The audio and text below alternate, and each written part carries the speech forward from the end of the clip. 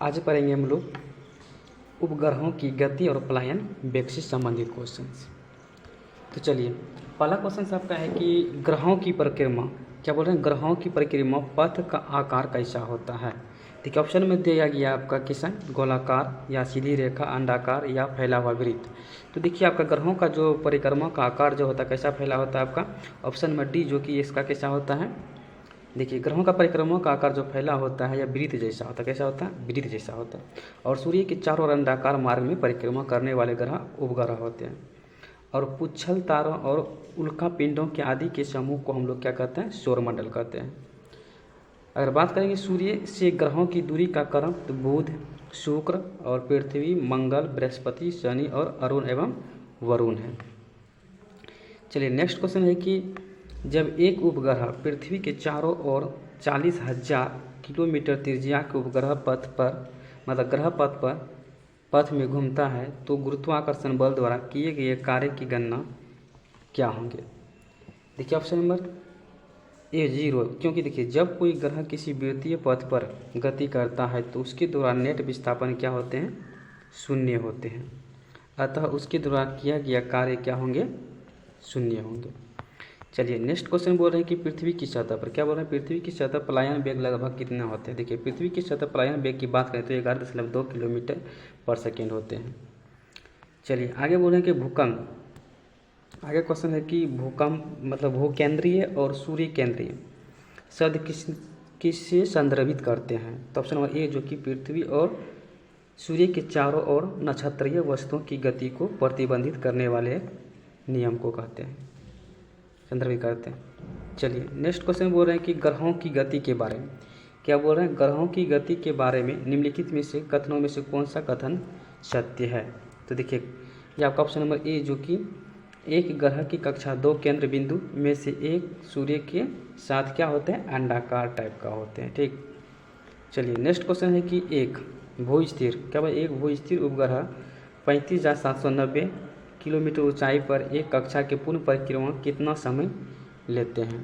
तो देखिए, कितना समय लेते हैं आपका ये, तो ऑप्शन में बी होगा। यदि किसी, देखिए बोल रहे हैं कि यदि कृत्रिम उपग्रह पृथ्वी के तल से इतनी ऊंचाई पर हो तो उसका परिक्रमण काल ठीक पृथ्वी की अक्षीय गति के 24 घंटे के बराबर होता है। और उपग्रह पृथ्वी के सापेक्ष स्थिर रहेगा। और इस प्रकार के उपग्रह को तुल्यकाली उपग्रह या भूस्थायी उपग्रह कहते हैं। और एक भूस्थिर उपग्रह को अपनी कक्षा के पूर्ण परिक्रमण पर 24 घंटे का समय लगता है।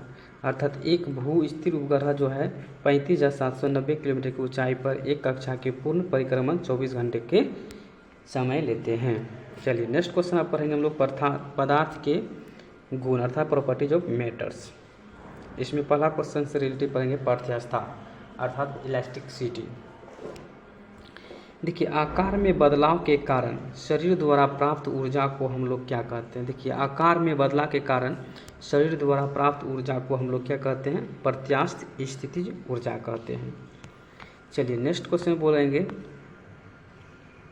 जब एक, क्या बोले, जब आप एक कॉइल स्प्रिंग को कंप्रेस करते हैं तो आप उस पर काम करते हैं, प्रत्यास्थ स्थितिज ऊर्जा डैश होते हैं, क्या होंगे, वहाँ पर बढ़ते हैं। चलिए, आगे नेक्स्ट क्वेश्चन है कि सीजीएस पद्धति में, क्या बोल रहे हैं, सीजीएस प्रणाली में विकृति की इकाई क्या होते हैं, विकृति की। तो ऑप्शन सी, जो कि इकाई इसका कोई नहीं होता। देखिए, विमाओं में परिवर्तन तथा प्रारंभिक विमाओं के अनुपात को विकृति कहते हैं। लंबाई में वृद्धि डेल एल और प्रारंभिक लंबाई एल है। तो इसके आयतन में अगर बात करें v और v/v, तो कटने के बाद आपका 1 हो जाता है और अनुदैर्ध्य विकृति पार्श्व विकृति बराबर -1/m बाय अनुदैर्ध्य विकृति के बराबर हो जाते हैं। चलिए, नेक्स्ट क्वेश्चन आपका है बिना भंजन, क्या बोल रहे हैं, बिना भंजन मतलब बिना भंजन अर्थात ब्रेकिंग के पदार्थ की विकृति होने की योग्यता क्या कहलाती है। तो आपका सुंघटयन कहलाते हैं। देखिए, सुंघटयन किसको बोलते हैं हम लोग, जिसको इंग्लिश में बोलते हैं प्लास्टिसिटी। यदि किसी पदार्थ को भार लगाकर विकृत किया जाए लेकिन भार हटाने पर वह पुनः अपने प्रारंभिक अवस्था में न आए तो इस गुण को हम लोग सुंघटेयपन कहता था, प्लास्टिसिटी कहते हैं। चलिए, नेक्स्ट क्वेश्चन बोलते हैं प्रत्यास्थता। बोल रहे हैं कि प्रत्यास्थता वस्तु का प्रत्यास्थापन गुणांक कितना होते हैं। तो 1.0 होता है।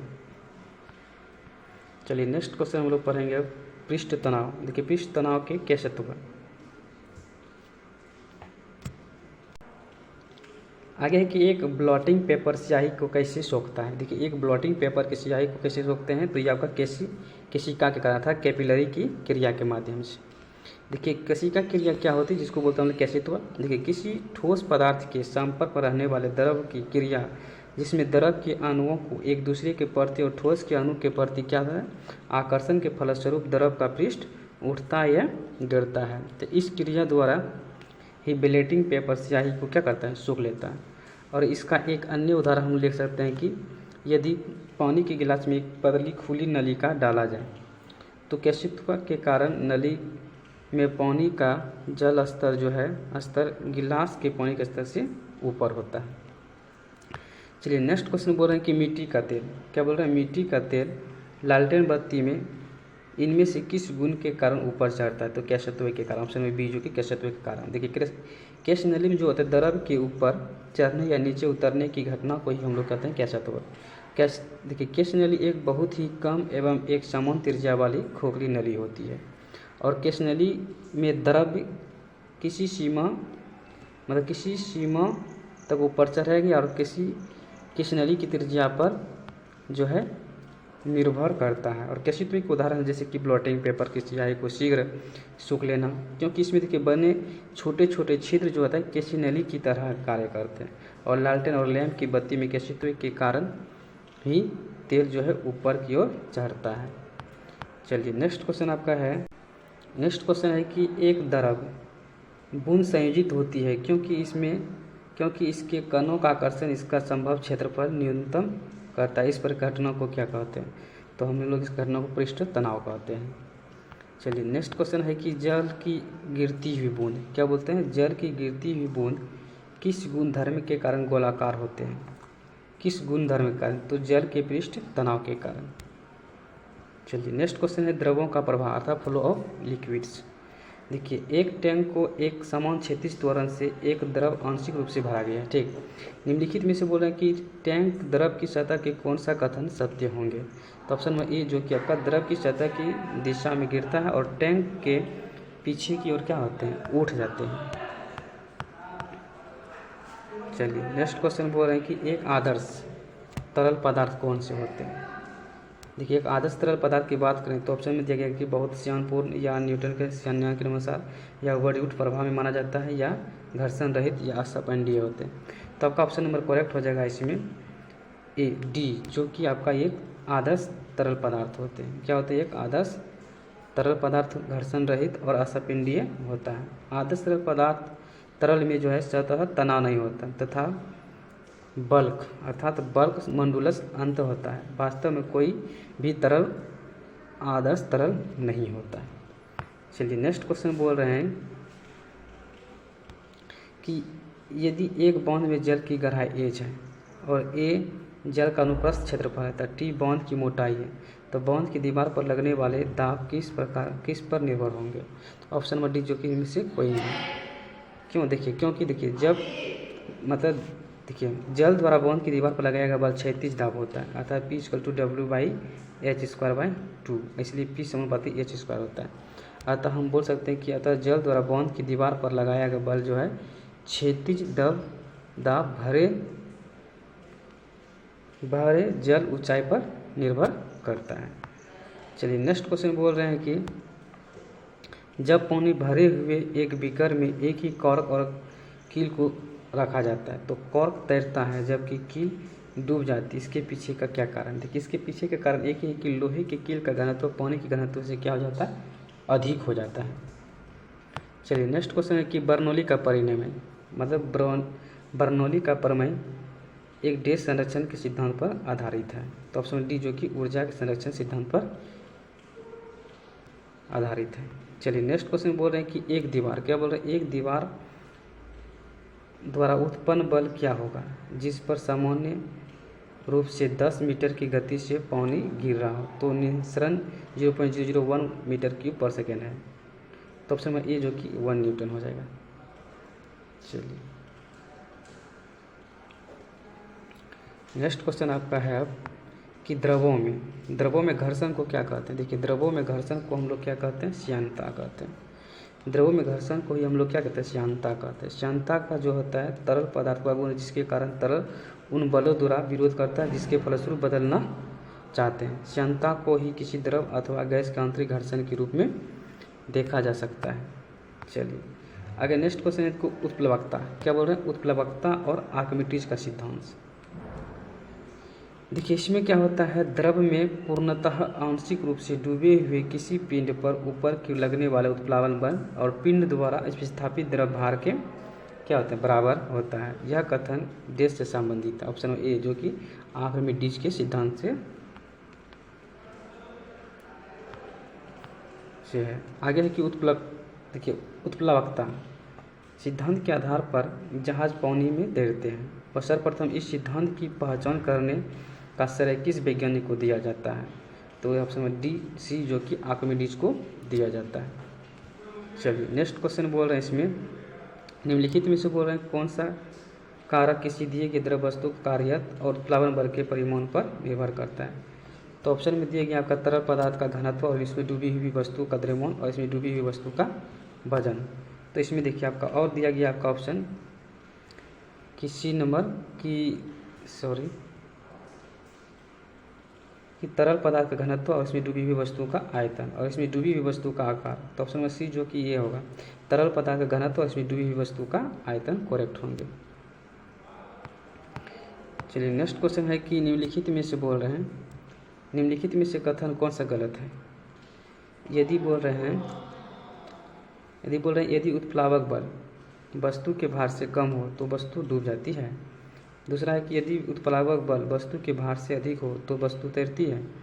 वह तीसरा कि यदि उत्प्लावक बल वस्तु के भार से कम हो तो वस्तु तैरती है।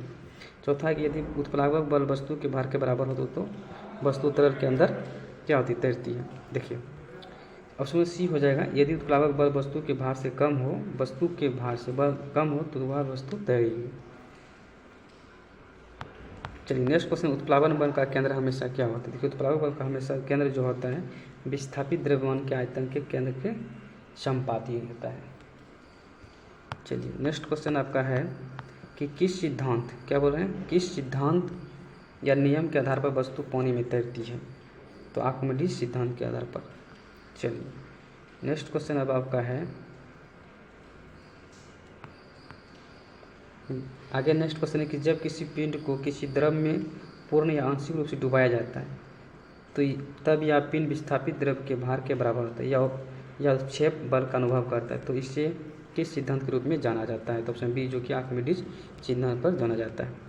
चलिए आगे बोले, आर्किमिडीज सिद्धांत के अनुसार किस द्रव में डूबे हुए पिंड द्वारा अनुभव किया जाने वाला उत्प्लावन बल किसके बराबर होता है। ऑप्शन बी जो कि पिंड द्वारा विस्थापित द्रव्यमान के भार के बराबर। आगे बढ़े, पानी के द्वारा ऊपर की ओर बल क्या कहलाता है। तो ऑप्शन सी जो कि उत्प्लावन बल कहलाते हैं। नेक्स्ट क्वेश्चन है कि जहाज़ों की गति में वृद्धि डैश पर आधारित होती है। देखिए जहाज़ों में गति की वृद्धि किस पर आधारित होता है। ऑप्शन ए जो कि आर्किमिडीज सिद्धांत पर। चलिए नेक्स्ट क्वेश्चन आपका है कि ऊपरी परनोद, क्या बोले, ऊपरी परनोद और भार डैश में प्रयुक्त होते हैं। तो ये आपका जो कि विपरीत दिशा में। चलिए आगे बोल रहे हैं, किसी वस्तु को तरल पदार्थ में रखे जाने से उत्पन्न ऊर्ध्वगामी बदलाव को क्या कहते हैं। तो क्या बोलते हैं, वायंट फोर्स बोलते हैं। चलिए नेक्स्ट क्वेश्चन बोलते हैं, एक डूबे हुए पिंड पर, क्या बोल रहे हैं, एक डूबे हुए पिंड पर पानी द्वारा लगाए जाने वाले उत्प्लावन बल द्वारा दूसरा नाम क्या होंगे। तो ऑप्शन बी जो कि उत्क्षेप। चलिए आगे है कि यदि आप एक गिलास को पानी और बर्फ़ से पूरी तरह भरते हैं तो बर्फ़ पूरी तरह गल जाती है, तो यह क्या होगा। तो ऑप्शन सी जो कि ये जलस्तर पूर्णतः रहेगा। चलिए नेक्स्ट क्वेश्चन बोल रहे हैं कि जब कोई वस्तु डूबती है तो वस्तु पर तरल द्वारा प्रयुक्त उत्क्षेप डैश होगा, क्या होंगे। तो ऑप्शन वस्तु के भार से क्या हो जाएंगे, कम हो जाएंगे। चलिए आगे नेक्स्ट क्वेश्चन है आपका है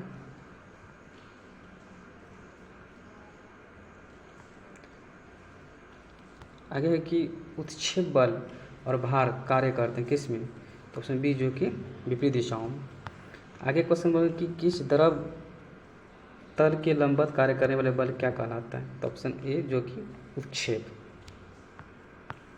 नेक्स्ट क्वेश्चन चलिए, जब किसी वस्तु को पानी में डुबाया जाता है तो उस ऊपरी बल कार्य करता है, इस बल को क्या कहते हैं? तो बीजों को उत्प्लावक बल कहते हैं। आगे है बोल रहे हैं निम्नलिखित में कौन से आर्किमिडीज के सिद्धांत पर आधारित नहीं है? तो ऑप्शन बी जो कि हवाई जहाज के पंखों की डिजाइन की गति। चलिए नेक्स्ट क्वेश्चन बोल रहे हैं कि निम्नलिखित क्या आर्किमिडीज के सिद्धांत पर आधारित नहीं है, कौन?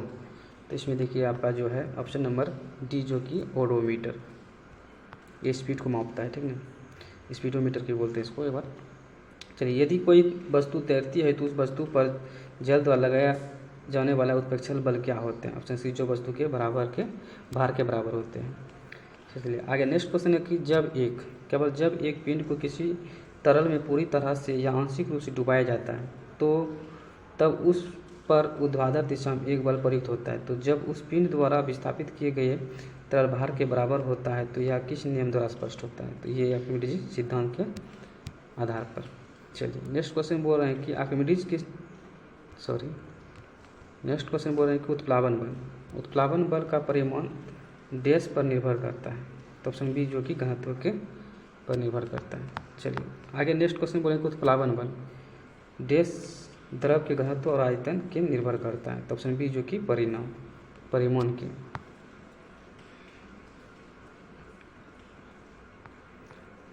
नेक्स्ट आपका है कि प्रेशर से, अर्थात देखिए दबाव डैश से मापा जाता है, दबाव को। ऑप्शन सी जो कि बल और क्षेत्रफल को मापा जाता है। चलिए नेक्स्ट क्वेश्चन, दाब बराबर हम लोग जानते हैं बल बटे क्षेत्रफल होता है, और दाब का ऐसा मात्रक बात करें तो पास्कल होता है या न्यूटन मीटर स्क्वायर होता है। चलिए आगे बोल रहे हैं कि किसी लगाए गए बल के लिए यदि क्षेत्रफल कम है तो दाब क्या होंगे? तो क्या होंगे? अधिक होंगे। चलिए आगे निम्नलिखित दाब का विमीय सूत्र क्या होता है? देखिए दाब के विमीय सूत्र की बात करें तो आपका ऑप्शन बी जो कि ml 1 - T-2 होता है। चलिए आगे दाब को डैश के रूप में परिभाषित किया जाता है। देखिए दाब को अगर बात करें तो प्रणोद अर्थात थ्रस्ट प्रति इकाई के क्षेत्र पर परिभाषित किया जाता है। नेक्स्ट क्वेश्चन है कि यदि हम दिए गए बल के क्षेत्र को बढ़ाते हैं तो इस दाब के प्रति इकाई क्षेत्र क्या होंगे? तो इस प्रति इकाई क्षेत्र पर क्या होंगे हम लोगों का? ऑप्शन सी जो कि आपका कम हो जाता है। चलिए नेक्स्ट क्वेश्चन बोल रहे हैं कि जैसे ही एक तरल पदार्थ, क्या बोल रहे हैं? जैसे ही एक तरल पदार्थ मुक्त सतह से गहराई बढ़ती है तो तरल द्वारा डाला गया दबाव क्या होंगे? तो वहाँ पर क्या होता है? बढ़ जाता है। चलिए नेक्स्ट क्वेश्चन, जैसे ही एक तरल पदार्थ की मुक्त सतह की गहराई कम होती है तो तरल द्वारा डाला गया दबाव कैसा होंगे? तो कम हो जाते हैं। चलिए नेक्स्ट क्वेश्चन है कि डैश में वृद्धि के साथ एक ठोस द्वारा डाले गए दबाव में कमी होती है, किसके कारण? तो क्षेत्रफल की कमी आ जाती है। चलिए आगे बोल रहे थ्रस्ट प्रति इकाई क्षेत्रफल को क्या कहते हैं हम लोग? सी जो कि दाब कहते हैं। दाब बराबर क्या होते हैं? देखिए दाब बराबर आपका क्या होता है? समझिए जो क्षेप बटे क्षेत्रफल होते हैं। चलिए नेक्स्ट क्वेश्चन आपका है, चलिए आगे बोले तो ऊंचाई पर, क्या बोल रहे हैं? ऊंचाई पर उड़ते हुए विमान के केबिन के अंदर का दबाव डैश होता है, क्या होते हैं? तो बाहरी की तुलना में बहुत अधिक होते हैं। चलिए एक निश्चित तापमान पर बोल रहे हैं वायु का दबाव डैश के कारण अनुपातिक होते हैं, किसके कारण? तो घनत्व के कारण। चलिए दाब को किस प्रकार परिभाषित किया जाता है? कि दाब को अगर बात करें तो प्रणोद प्रति एकांक क्षेत्रफल पर परिभाषित किया जाता है। चलिए घनत्व की बात करें तो हम लोग डेंसिटी जिसको बोलते हैं, पानी का घनत्व कितना होता है? देखिए पानी घनत्व की बात करें तो 1000 किलो घन मीटर होते हैं। चलिए नेक्स्ट क्वेश्चन है कि मास प्रति यूनिट वॉल्यूम क्या होती है? देखिए मास प्रति यूनिट की वॉल्यूम क्या होती है आपका? ये आपका घनत्व होते हैं, क्या होते हैं? घनत्व होते हैं।